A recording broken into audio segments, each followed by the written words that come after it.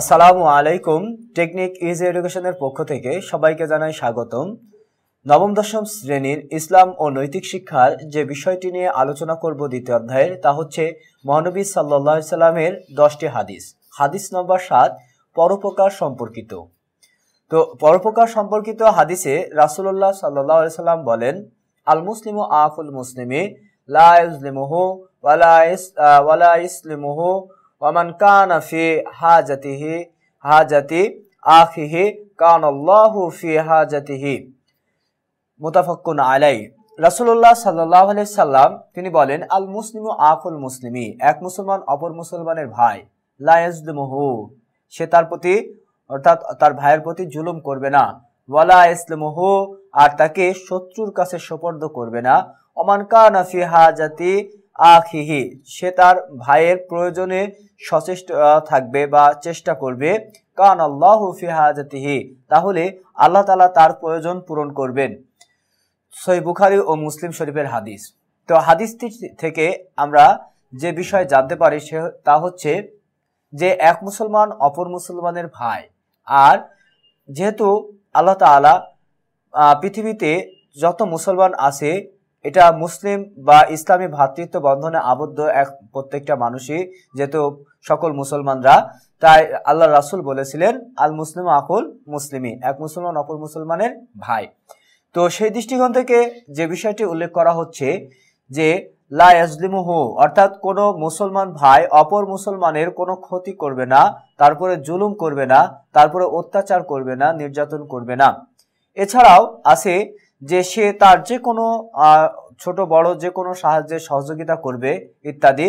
ওয়ালা ইউসলিমুহু, আর তাকে সমর্থন করবে না শত্রুর হাতে, অর্থাৎ সে শত্রুর পক্ষ হয়ে অর্থাৎ ভাইয়ের বিপক্ষে হয়ে আর শত্রুর পক্ষ হয়ে কাজ করবে না, অর্থাৎ সে সবসময় ভাইয়ের যে কোনো বিপদ হোক বা যত বড়ই কষ্ট হোক না কেন, সে অবশ্যই তার ভাইয়ের সংস্পর্শে বা ভাইয়ের সাথেই থাকবে, অর্থাৎ সে শত্রুর পক্ষ হয়ে কখনো ভাইয়ের প্রতিদ্বন্দ্বিতা করবে না।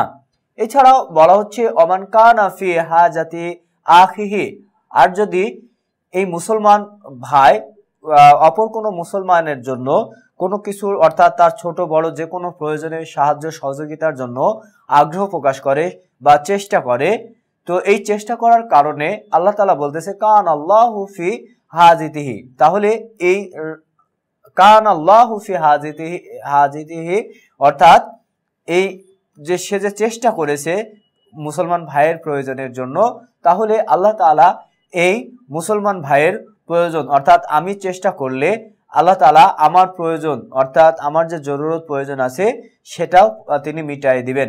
তো এটাই হচ্ছে রাসূলুল্লাহ সাল্লাল্লাহু আলাইহি সাল্লামের এই হাদিসটির মূল বিষয়, যে আমরা কোনো মুসলমান ভাইকে, যেহেতু এক মুসলমান ভাই অপর মুসলমানের ভাই, আর আরেকটা বিষয় আছে আমরা অবশ্যই খেয়াল রাখবো, সেটা হচ্ছে যে অনারব আরব এবং কালো সাদা মানুষের মধ্যে কোনো ভেদাভেদ নেই, যেহেতু এক মুসলমান অপর মুসলমানের ভাই, আর অনারব আরব এগুলোর মধ্যেও কোনো ভেদাভেদ নেই।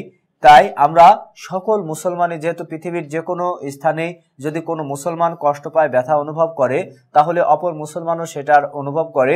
এই জন্য প্রত্যেকটা মুসলমানই তারা যে ভ্রাতৃত্ব বন্ধন অর্থাৎ তারা যে সম্পর্কে আবদ্ধ, সেটা হচ্ছে ইসলামী ভ্রাতৃত্ব বা সম্পর্ক। আর এই মুসলমান ভাইয়ের জরুরত পূরণ করা প্রত্যেকটা মুসলমানের উপরেই ওয়াজিব বা আবশ্যক। এরপরে বলা হয়েছে যেহেতু যে রাসূলুল্লাহ সাল্লাল্লাহু আলাইহি সাল্লাম তিনি উল্লেখ করেছেন, যদি কোনো মুসলমান ভাইয়ের কোনো প্রয়োজন মেটানোর জন্য কেউ চেষ্টা করে, তাহলে আল্লাহ তাআলা ওই মুসলমান ব্যক্তির অর্থাৎ প্রয়োজন তিনি পূরণ করবেন। তো এই হচ্ছে হাদিসটির মূল বিষয়। তো এখন আমরা এর মধ্যে থেকে কোন শিক্ষাগুলো লাভ করতে পারি? যে শিক্ষাগুলো আমরা লাভ করতে পারি তা হচ্ছে যে প্রত্যেকটা মুসলমান এক মুসলমান অপর মুসলমানের ভাই। এছাড়াও এক মুসলমান ভাই অপর মুসলমান ভাইকে সে নির্যাতন অত্যাচার করবে না। এরপরে এক মুসলমান ভাই অপর মুসলমান ভাইকে শত্রুর হাতে সোপর্দ করবে না। এরপরে আছে এক মুসলমান ভাই অপর মুসলমান ভাইয়ের প্রয়োজন মেটানোর জন্য চেষ্টা করবে, আর এই চেষ্টা করার কারণে আল্লাহ রাব্বুল আলামিন অর্থাৎ ওই ব্যক্তি বা ওই মুসলমান ভাইয়ের কি করবেন, জরুরত বা প্রয়োজন মিটাবেন। তো এই হচ্ছে এই হাদিসটির শিক্ষণীয় বিষয়।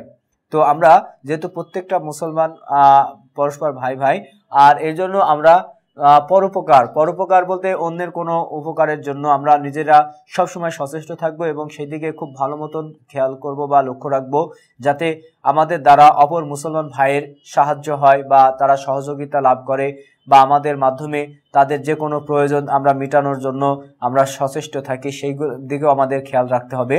তো এই ছিল এই হাদিসটির মূল বিষয়।